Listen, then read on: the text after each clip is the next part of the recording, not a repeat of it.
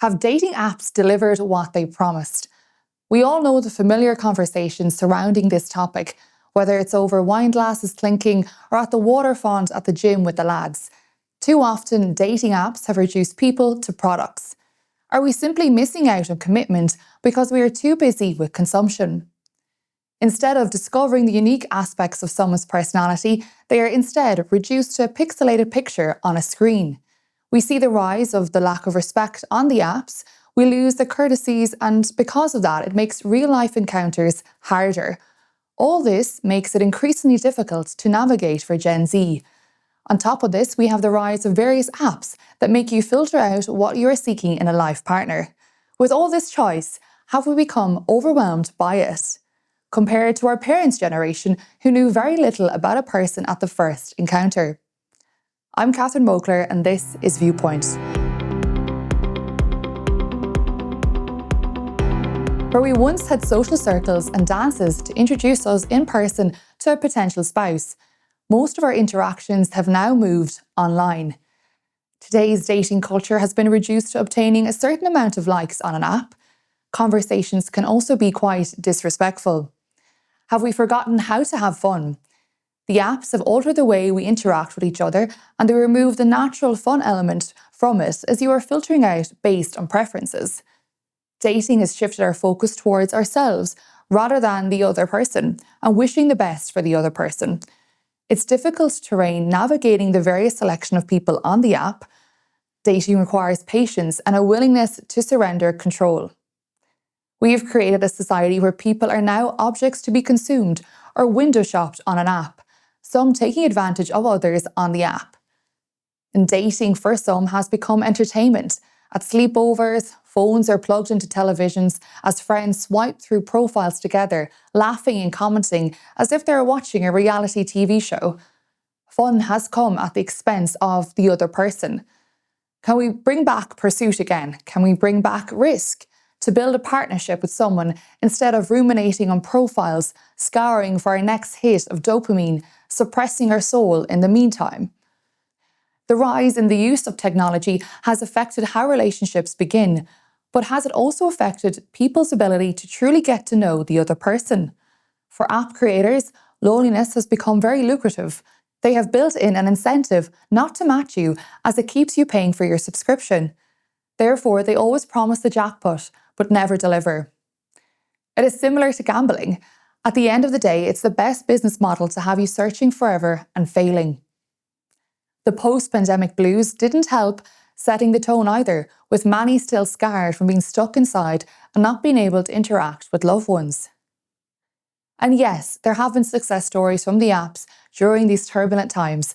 I know some women who've had success from the apps, but there are also some horror stories that can leave people traumatized and wondering about humanity.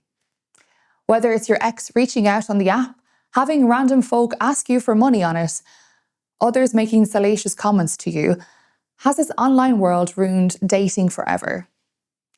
When we are face to face with a person, we are more courteous.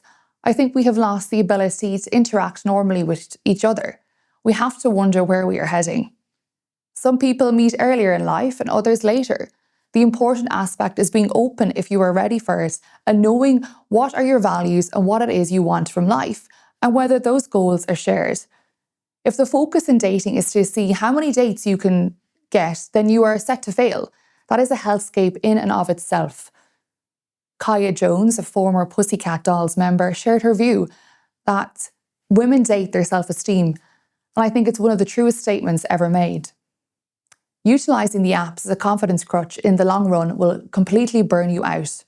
Not to mention the amount of time you are wasting, where instead you could be building a legacy, investing into yourself and others, writing a book, helping your relatives or friends, and also helping out in your community. Now it appears the industry itself is changing. Bumble, Hinge and Tinder are leaving the swipe behind and moving towards an AI matchmaking service. They also offer paid subscription services on the app, so it means if you accidentally swipe the wrong way, the profile isn't gone forever. Users know that before, when you swiped left, meant you were rejecting the person and wouldn't see their profile again. It's important to know how to discern a field of red flags. When you do, just take it as someone isn't ready rather than wasting your energy being frustrated. It's imperative to align your values, whether it's on faith, family, and finances. If they're not on the same page as you, you're wasting your time. Dating is a time for discernment, not merely entertainment.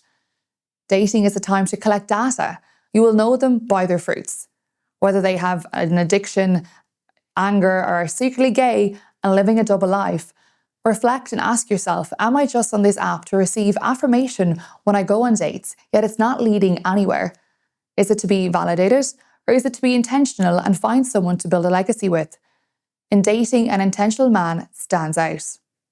As women, it's important to surround ourselves with positive people during seasons of waiting, people who encourage us and help us avoid settling. But in love and life, there is a risk involved, but so many don't want to take the risk. After we know what we want due to fear, beginning with the end in mind is one of the best ways of reducing the exhaustion of dating if you're looking for long-term commitment with someone of similar values. As they say, clarity is kindness. If more people had honest conversations that are difficult before entering a relationship, I'm sure we would see many pointless situationships avoided.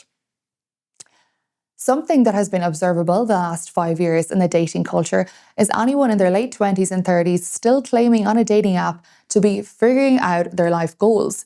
There is a deeper issue at play here that you need to figure them out, or at least address why you still haven't figured out your life goals by then. While everyone's journey is different, it raises important questions about self-awareness and direction in life. Please reflect and ask, where are you going? Identify what your goal is, either marriage or not. Through disappointment, you learn resilience and faith. You learn how you want to be treated. Do the inner work and date from a place of wisdom, not trauma. This isn't to say that those who know their goal don't want to settle and may wait longer for the appointed person and time. Comparison will be the trap, and social media and the apps fuel that. I think it's deeper than being merely online, since life is now so fast-paced that we have lost the ability to flirt and be honest. The key is being in the present moment.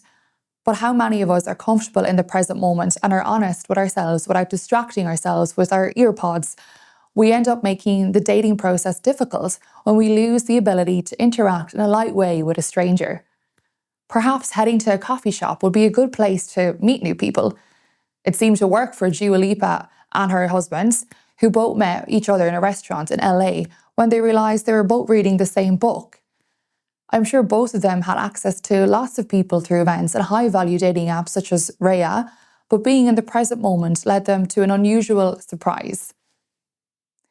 In 2025, a lady called Jessica Hope invented the first anti-dating app network called Board of Dating Apps that launched single events here in the UK. Jessica herself had experienced dating fatigue, ghosting and swipe culture, and just wanted to be in the room with other like-minded individuals. I'm sure it is exhausting having to explain yourself.